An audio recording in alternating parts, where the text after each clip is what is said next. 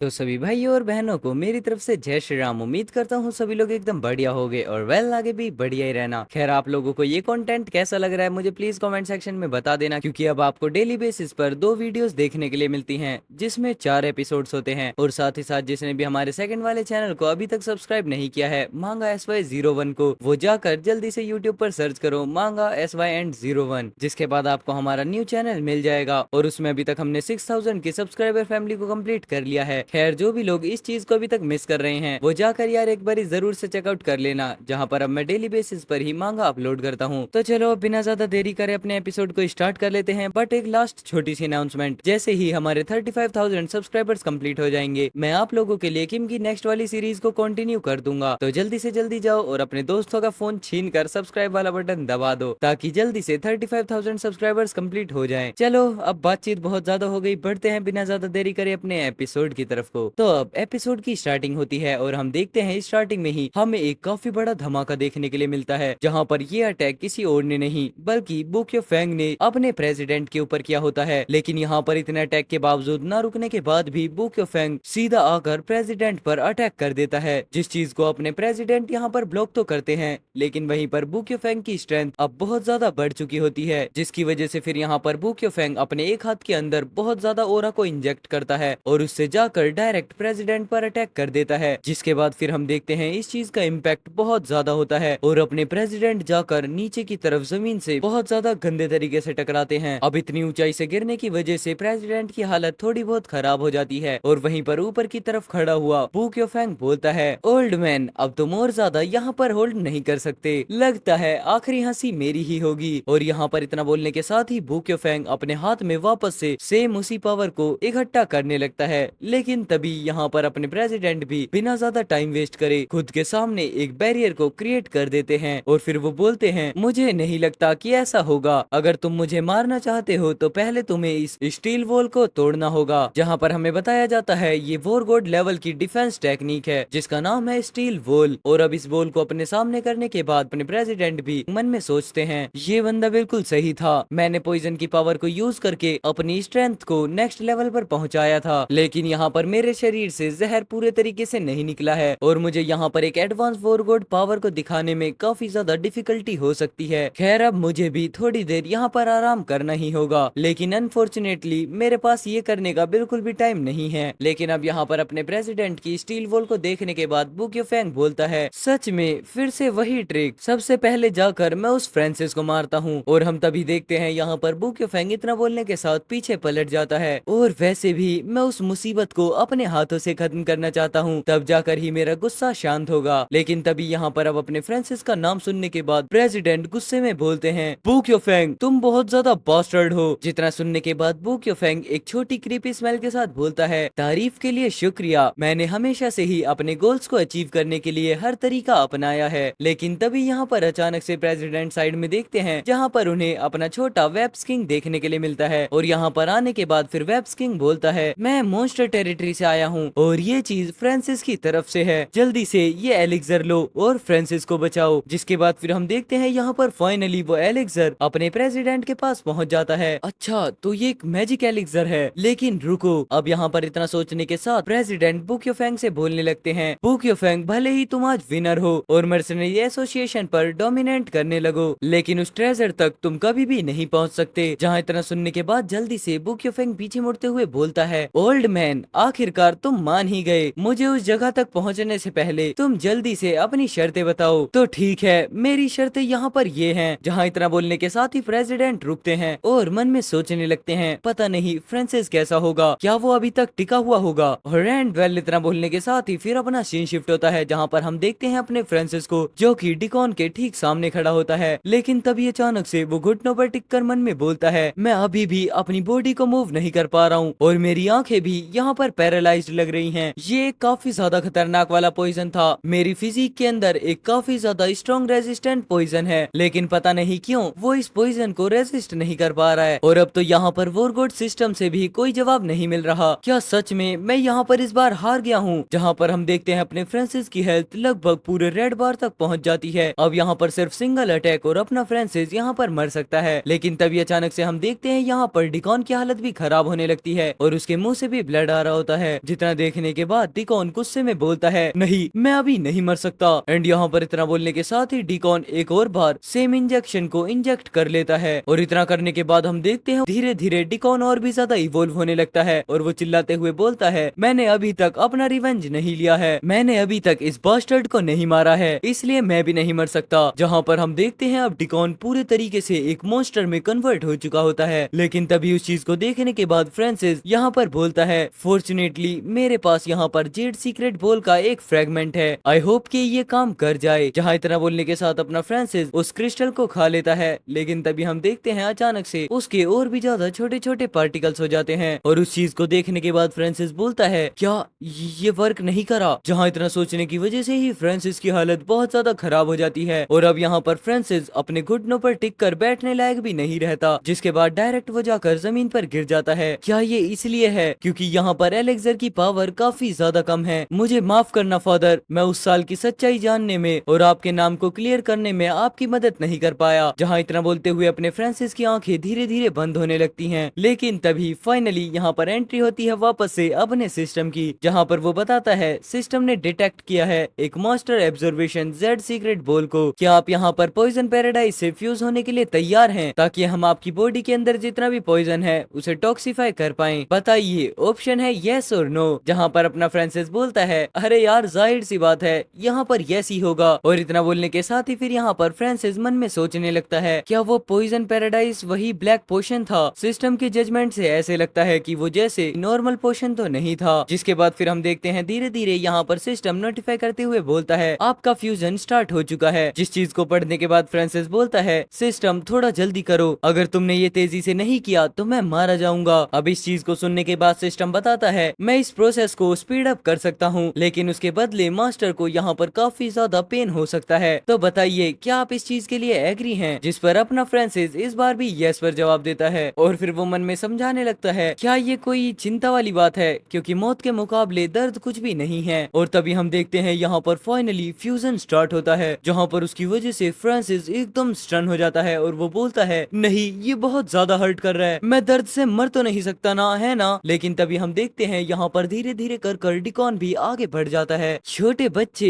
तुम्हें अब क्या दर्द हो रहा है? खैर वैसे मैं तुम्हें थोड़ी देर और तड़पाऊंगा और उसके बाद फिर तुम्हारा सर काट दूंगा। जहाँ पर हम देखते हैं इतना बोलते हुए डिकॉन तो आगे बढ़ता है, लेकिन वहीं पर अपना फ्रांसिस कांपते हुए जमीन पर पड़े होता है। जिसके बाद हम देखते हैं यहाँ पर अपने फ्रांसिस की आंख, नाक और मुंह तीनों ही जगह से काफी ज्यादा ब्लड निकलने लगता है। और इस चीज को देखने के बाद यहाँ पर डिकॉन बोलता है, क्या तुम बेहोश हो गए? ऐसा नहीं हो सकता, और वैसे भी अगर मैंने बेहोशी की हालत में उसका सर काट दिया तो ये बेकार होगा। जहाँ इतना बोलते हुए डिकॉन अपने पैर को ऊपर उठाकर फ्रांसिस को मारने के लिए आगे बढ़ा ही देता है। लिटिल बच्चे जल्दी से जाग जाओ, मैं तुम्हें तड़पा तड़पा कर मार डालूंगा। जहाँ पर ये पैर जाकर सीधा अपने फ्रांसिस के गर्दन के पास जाता है। लेकिन तभी हम देखते हैं अचानक से यहाँ पर डिकॉन को कोई चीज सेंस होती है और वो यहाँ पर देखता है अपने फ्रांसिस को, जिसके अंदर से वापस धीरे धीरे ओरा रिलीज होने लगता है और उसकी स्ट्रेंथ अब पहले से काफी ज्यादा स्ट्रॉन्ग लगने लगती है। एंड देन अपना फ्रांसिस बोलता है, क्यों ज़ेंग तुम तो गए, आखिरकार तुम यहाँ पर बात किसकी कर रहे हो? अब यहाँ पर इतना बोलने के साथ ही अपना फ्रांसिस इंस्टेंट खड़े हो जाता है, जिसकी वजह से हम देखते हैं अब यहाँ पर फ्रांसिस के अंदर से बहुत ज्यादा इंटेंस ओरा रिलीज हो रहा होता है। जिसे देखने के बाद डिकॉन बोलता है,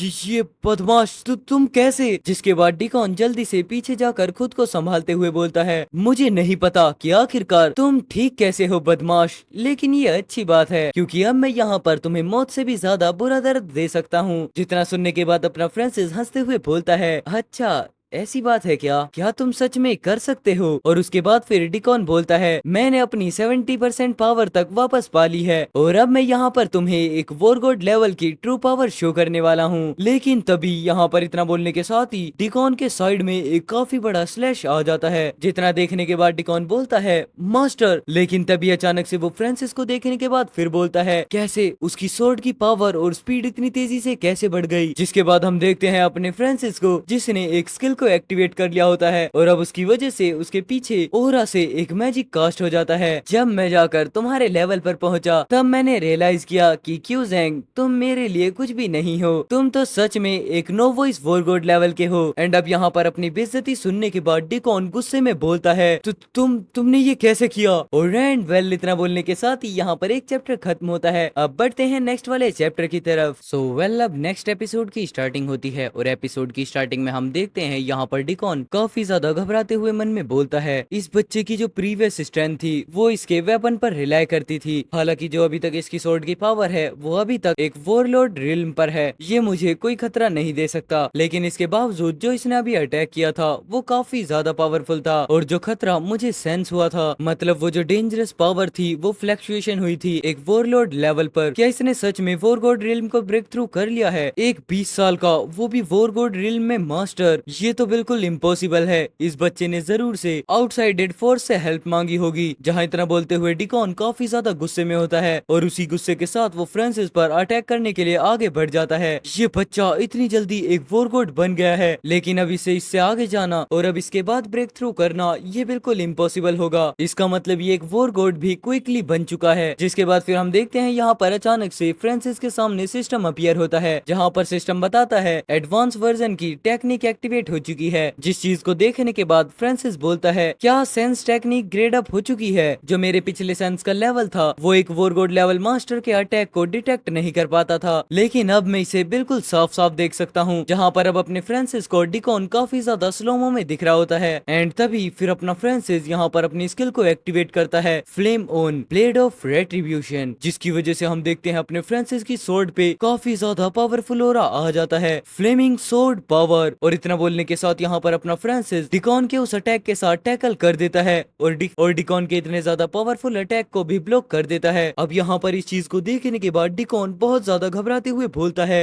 ये बच्चा, क्या ये सच में? लेकिन वहीं पर अपना फ्रांसिस बिल्कुल कामली एक जवाब देता है, हाँ क्यू ज़ैंग, इस चीज का क्रेडिट सिर्फ तुम्हें जाता है। वो जो ब्लैक पोशन था वो सिर्फ कोई पॉइजन नहीं था, बल्कि वो एक काफी ज्यादा इफेक्टिव सिमुलेट था, खासकर एक ह्यूमन पोटेंशियल के लिए। क्यों, मैंने सही कहा ना? और अगर अब यहाँ पर तुम धोखेबाजी ना करते तो मैं अभी तक नेक्स्ट लेवल पर ब्रेक थ्रू नहीं कर पाता। इसका मतलब तुमने ही मुझे वॉरगॉड लेवल तक पहुँचाने के लिए काफी ज्यादा मेहनत की है। क्यू ज़ैंग, इस चीज के लिए तुम्हारा शुक्रिया। और यहाँ पर इतना सुनने के बाद अब क्यू ज़ैंग बहुत ज्यादा गुस्से में आ जाता है। चाइना का सबसे ज्यादा यंगेस्ट वॉरगॉड, मुझे विश्वास नहीं होता। बच्चे, तुमने जरूर से पॉइजन पैराडाइज जैसी कोई ना कोई चीज ली होगी। मैं अभी के अभी तुम्हारी ट्रू फॉर्म को यहाँ पर बाहर निकालूंगा। और अब यहाँ पर इतना बोलने के साथ ही डिकॉन बहुत ज्यादा गुस्से में आ जाता है। एंड इतना बोलने के साथ फिर यहाँ पर डिकॉन अपना काफी ज्यादा पावरफुल अटैक फ्रांसिस पर करने के लिए आगे बढ़ जाता है। चलो अब मारे भी जाओ। लेकिन इस चीज को देखने के बाद फ्रांसिस सोचने लगता है मैं वॉरगॉड लेवल तक पहुंच गया हूँ, तो मुझे लगता है कि अब मैं फ्लेमिंग स्वॉर्ड पावर की असली ताकत देख पाऊंगा। और यहाँ पर वापस से वॉरगॉड लेवल पर पहुंचने के बाद बैटल टेरिटरी रेजोनेंस की भी असली पावर दिखा पाऊंगा। जिसके बाद हम देखते हैं अपने फ्रांसिस के अंदर से अचानक काफी ज्यादा शॉक वेव्स पैदा होने लगती हैं। एंड तभी यहाँ पर उस चीज का फायदा उठाते हुए फ्रांसिस आगे बढ़कर बोलता है चलो तो अब फाइट करते हैं। एंड इतना बोलने के साथ अपना फ्रांसिस तुरंत सिर्फ 2 सेकंड के अंदर ही डिकॉन के उस हैमर को बीच से स्लैश कर देता है। क्या इस बच्चे ने मेरे उस अटैक को स्लैश कर दिया? तुम बच्चे अब यहाँ से नहीं बचोगे। एंड तभी हम देखते हैं इतना बोलने के साथ डिकॉन अपने हाथ में 2 हैमर्स को एक साथ हैंडल करने लगता है। चलो अब यहाँ पर अपनी जान की बाजी लगा कर लड़ते हैं। जिस पर अपना फ्रांसिस भी एग्री करते हुए बोलता है क्यों ज़ैंग, तो चलो अब इसे खत्म करते हैं। एंड तभी हम देखते हैं यहाँ पर हमें काफी ज्यादा पावरफुल अटैक्स के टैकल्स देखने के लिए मिलते हैं। और अब इस चीज को बैठकर काफी ज्यादा दूर से अपना ग्रे एग और वेब्स किंग भी देख रहे होते हैं। जहाँ पर वेब्स किंग बोलता है मास्टर काफी ज्यादा अमेजिंग है ना? वो अभी अभी एक वॉरगॉड लेवल पर पहुंचने पर भी पुराने वाले वॉरगॉड के साथ काफी अच्छे से लड़ाई कर पा रहे हैं। लेकिन यहीं पर इस चीज को देखने के बाद डायरेक्टर चिल्लाते हुए बोलते हैं वो इतना बड़ा जाइंट गाय क्यों ज़ैंग है? क्या फ्रांसिस उससे लड़ पा रहा है? इसका मतलब फ्रांसिस यहाँ पर वॉरगॉड लेवल पर पहुंच चुका है। ये चीज सच में काफी ज्यादा इनक्रेडिबल है। एंड इसी चीज को देखने के बाद फिर यहाँ पर प्रेसिडेंट भी बोलती हैं ऐसे बैटल टेरिटरी की हलचलें सिर्फ वॉरगॉड लेवल पर ही मुमकिन है। इसका मतलब ब्रदर फ्रांसिस ने इस लेवल को ब्रेक थ्रू कर लिया है। ब्रदर फ्रांसिस मुझे हर बार सरप्राइज कर देता है। लेकिन तभी यहाँ पर सीन शिफ्ट होता है और हम देखते हैं बुक्योफैंग को, जो कि इस चीज को देखने के बाद शॉक होते हुए बोलता है क्या इस बच्चे ने ब्रेक थ्रू कर लिया वॉरगॉड रिल्म पर? ओल्ड मैन, क्या तुम इसी चीज के लिए टाइम को वेस्ट कर रहे थे? एंड तभी हम देखते हैं यहाँ पर अपने प्रेसिडेंट को, जो कि पूरे तरीके से रिकवर हो जाते हैं एंड उनके बैग से भी वो निशान मिट जाता है। जिस पर फिर ओल्ड मैन बोलते हैं, क्या सोचते हो बुक्योफेंग, क्या तुमने भी मिसजज किया? और अब इस चीज को सुनने के बाद बुक्योफेंग काफी ज्यादा गुस्से में आ जाता है। बास्टर्ड, मैं तुम्हें मार डालूंगा और उसके बाद मैं उस फ्रांसिस नाम की आफत को भी मार दूंगा। जहाँ पर इतना बोलने के साथ बुक्योफेंग बेचारा अटैक तो लैंड करता है, लेकिन अपने प्रेसिडेंट के उस बैरियर को वो अटैक नहीं तोड़ पाता और उल्टा ही यहाँ पर प्रेसिडेंट बुक्योफेंग के अटैक को अपने हाथ में इकट्ठा करना शुरू कर देते हैं। ओह, तुम्हारी जितनी भी करंट स्किल्स हैं उन्हें देखकर तो मैं डर गया हूँ। जिसके बाद फिर प्रेसिडेंट उन सभी स्किल्स को एक साथ पकड़ने के बाद बिल्कुल उनको चूर चूर कर देते हैं एंड तभी वो काफी ज्यादा एरोगेंट वे में बोलते हैं, तुम मुझे कभी भी नहीं मार सकते। और अब अपने प्रेसिडेंट को इतना ज्यादा पावरफुल देखने के बाद बुक्योफेंग घबराते हुए वापस बोलता है, तुम ओल्ड बास्टर्ड, तुमने अपने शरीर से उस बचे हुए पॉइजन को निकालने के लिए इतना ज्यादा टाइम निकाला, ये बिल्कुल इम्पॉसिबल है। भले ही तुम एक एडवांस वॉरगॉड हो, लेकिन इतने ज्यादा कम टाइम में वो पॉइजन निकालना ये काफी ज्यादा मुश्किल है। लेकिन अब मैं समझ गया, तुम्हें जरूर से वो एलिक्सर मिल गया, इसका मतलब तुम स्टार्टिंग से ही नाटक कर रहे थे। जहाँ इतना सुनने के बाद फिर अपने प्रेसिडेंट यहाँ पर बोलते हैं, जैसा मैंने कहा था तुम मुझे मिसजज कर रहे हो। एंड इतना बोलने के साथ यहाँ पर प्रेसिडेंट अपनी सभी स्किल्स को इकट्ठा करना स्टार्ट कर देते हैं। चलो, अब मैं यहाँ पर प्रेसिडेंट होने के नाते तुम्हें एक लास्ट लेसन सिखाऊंगा, feast of steel, a deluge of steel. And इतना बोलने के साथ ही हम देखते हैं प्रेसिडेंट का हैंड यहाँ पर काफी ज्यादा बड़ा होता है और वो जाकर सीधा बुक्योफेंग को लगता है। जहाँ पर हमें बताया जाता है ये एक एडवांस वॉरगॉड स्ट्राइक है, जिसकी वजह से हम देखते हैं इस चीज का इम्पैक्ट काफी ज्यादा पावरफुल होता है और बुक्योफेंग इस चीज को बिल्कुल भी हैंडल नहीं कर पाता, जिसकी वजह से वो काफी ज्यादा माउंटेन्स को तोड़ते हुए बहुत ज्यादा पीछे जाकर गिरता है। एंड फिर तभी हम यहाँ पर देखते हैं बुक्योफेंग की हालत बहुत ज्यादा खराब हो जाती है, जिसके बाद फिर वो बोलता है, क्या ये है एक एडवांस वॉरगॉड लेवल की पावर? और फिर तभी हम देखते हैं यहाँ पर अपने फ्रांसिस को भी, जिसने फाइनली डिकॉन के ऊपर भी एक पावरफुल अटैक लैंड कर दिया होता है। और इस अटैक को खाने के बाद फिर डिकॉन भी बोलता है, इस बच्चे की पावर, क्या ये सच में एक वॉरगॉड रिल्म पर है? और फिर यहाँ पर प्रेसिडेंट खुद को हील करते हुए बुक्योफेंग से बोलते हैं, चलो टाइम आ चुका है कि सब कुछ खत्म कर दिया जाए। और वहीं पर अपना फ्रांसिस भी क्योसेंग से बोलता है, विनर डिसाइड करने का टाइम आ चुका है। और एंड वेल, इतना बोलने के साथ ही यहाँ पर ये वाला एपिसोड खत्म होता है। कुछ रीजंस की वजह से आपको नेक्स्ट वीडियो आज शाम देखने के लिए मिलेगी। तो चलो अब मैं मिलता हूँ आपसे शाम को उसी नए वीडियो के साथ, तब तक के लिए take care, good bye and जय श्री राम सभी भाइयों को।